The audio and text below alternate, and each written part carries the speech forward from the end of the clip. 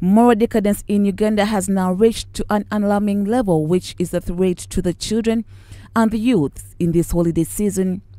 The misuse of the internet, access to viral pornography images, and unfiltered trends on the social media are to be blamed for this. Hon Rose Akello, the State Minister for the Ethics and Integrity, has come out to rebuke this act, which is now on the rise in the country.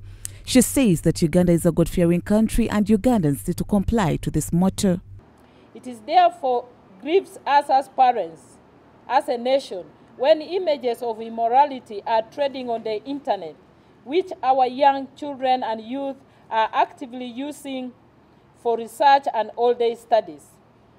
This is made worse by the fact that some of those depicting immorality are Ugandans who are icons in society and impact on the lives of the youth, who are very curious about the different aspects of life.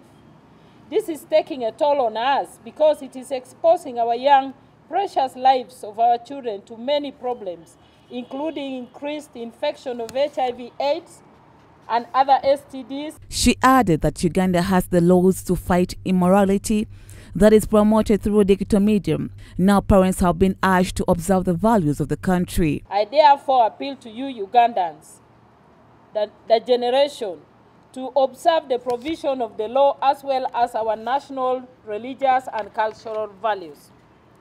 Government efforts in addressing the escalating levels of immorality. The Directorate for Ethics and Integrity, on behalf of government, is working in collaboration with partners, government institutions, including the Ministry of Education and Sports, civil society organizations such as Family Life Network, Rising Star Foundation. The ministry, together with the government, is carrying out an investigation to ensure that these people involved in the acts are being punished according to the law. The perpetrators of these shameless engagements in order to bring them to book and restore sanity in our society.